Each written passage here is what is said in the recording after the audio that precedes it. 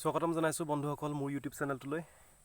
আজি এটা বিশেষ ভিডিঅ' লৈ আপোনালোকৰ মাজত আহিছোঁ। মই ক'তো এক্সপ্ল'ৰ কৰিব যোৱা নাই, কিন্তু এটা প্ৰকৃতিৰ বিৰল দৃশ্য এটা আপোনালোকক দেখুৱাম বুলি মই আপোনালোকৰ মাজলৈ আহিলোঁ। কিন্তু মই আজি ভিডিঅ' এটা বনাম বুলি একো পৰিকল্পনা নাছিলে। তো হ'ল কেছটো কি, মোৰ চাহ বাগানখনতে শ্ৰমিকসকলে যেতিয়া কামত ব্যস্ত হৈ আছিলে, চাহপাত তোলাৰ কামত, সিহঁতৰ মাজত অলপ চিঞৰ বাখৰ হয়।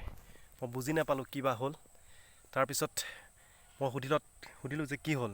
সেইটো কৈছে যে সাপে সাপক খাই আছে। হয় এটা প্ৰকৃতিৰ বিৰল দৃশ্য আপোনালোকক দেখাবলৈ চেষ্টা কৰিছোঁ।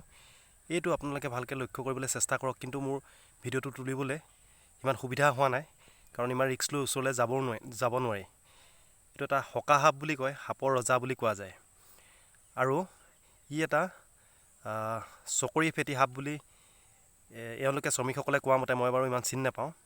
বিশ্বাস কৰক, যিটো সাপক খাইছে, ভক্ষণ কৰিছে, তাৰ দৈৰ্ঘ্যটো প্ৰায় 6 ফুটৰ ওপৰত হ'ব। মানে নেজডাল গৈ পিনে অলপ ওপৰত আছেগৈ।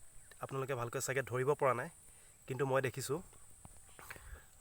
এইটো এটা সাংঘাতিক এটা দৃশ্য, আপোনালোকে চাবলৈ চেষ্টা কৰক। এইটো যে দেখিছে কাবৰা কাবৰি, এইটো হৈছে হকা সাপটো। তাৰপিছত এয়া ভক্ষণ কৰি থকা দৃশ্য। ইয়াক খাই থকা এই নেজডাল গৈ পিনে প্ৰায় 5 ফুটমান দৈৰ্ঘ্য গৈ পিনে এই নলাটোত সোমাই আছে, অলপ পানীৰ মাজত সোমাই আছে, আৰু নেজৰ টুকুৰাটো অলপ ওপৰত উঠি আছে। ইয়াত এটা শব্দ হৈ আছে, আপোনালোকে মোবাইলত চাগে শুনি পোৱা নাই, সাংঘাতিক ধৰণৰ শব্দ। এতিয়া এইটো এওঁলোকে কোৱা মতে এই সাপটো প্ৰায় খাই শেষ কৰিবলৈ 6 পৰা 7 ঘণ্টা সময় লাগে, কাৰণ তেওঁলোকে কিছুমানে দেখিছে, বয়োজ্যেষ্ঠ লোকবিলাকে চবেই চাইছেহি। তাৰমানে মোৰ চাহ বাগানখনত আজি কিবা প্ৰদৰ্শনী পতা নিচিনা পৰিস্থিতিৰ সৃষ্টি হ'ল। তাৰপিছত শ্ৰমিকসকলে ইয়াৰ পৰা কাম নকৰি পিনে আঁতৰি দিছে, অলপ ভয়ো খাইছে। যিয়ে নহওক, ভয় খাবলগীয়া। মই আপোনালোকক আৰু অলপ ভালকৈ দেখাবলৈ চেষ্টা কৰিছোঁ। আপোনালোকে চাব হা, মই জুম কৰিছোঁ, ইমান ওচৰত যাব সাহসটো হোৱা নাই। এইটো হকা সাপটো, ইয়াৰ দৈৰ্ঘ্য প্ৰায় 6 ফুট হ'ব।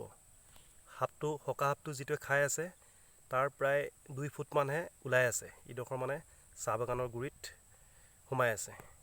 তাৰপিছত এইটো আপোনালোকক ভালকৈ দেখাবলৈ চেষ্টা কৰিছোঁ। এই সাপটো চাওক, এই সাপটোক ভক্ষণ কৰিছে প্ৰায়, কিন্তু সি সাপটো মৰা নাই। নিজকে বচাবলৈ অপ্ৰাণ চেষ্টা কৰে মাজে সময়ে। খুব পানীবিলাক হিলে, কিবা শব্দ এটা হয়, নাকেৰে ফুচফুচাই। তো যি কি নহওক, প্ৰকৃতিৰ নিয়ম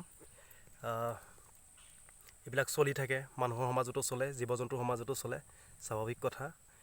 ইহঁতৰ সমাজত তেওঁলোকে যেনেকৈ কৰক, একো যাতে আমনি নহয়, কাৰণ প্ৰকৃতিৰ এইটোৱে নিয়ম। এই পৃথিৱীত টিকি থাকিবলৈ কিবা নহয় কিবা ভক্ষণ কৰিবই লাগিব। যি কি নহওক, এই সৰু ভিডিঅ'টো মই আপোনালোকলৈ আগবঢ়ালোঁ, কাৰণ মই জীৱনত দেখি নোপোৱা ঘটনা এটা। এনেকুৱা বিৰল দৃশ্য চাগে ইচ্ছা কৰিলেও কেতিয়াবা বিচাৰি গ'লেও এইবোৰ বস্তু পোৱা নাযায়, অকস্মাতে হৈ যায়। মই আপোনালোকক দেখুৱাবলৈ মাত্ৰ এটা চেষ্টা কৰিলোঁ। যদি কাইলৈ ৰাতিপুৱা আহিম, ই একে ঠাইতে থাকে, খাই শেষ নহয়, নিশ্চয় ইয়াৰ পিছৰ পৰ্যায়টো কি হয় আপোনালোকক দেখুৱাব চেষ্টা কৰিম। ইয়াকে কৈ মই ভিডিঅ'টোৰ পৰা বিদায় লৈছোঁ। ধন্যবাদ।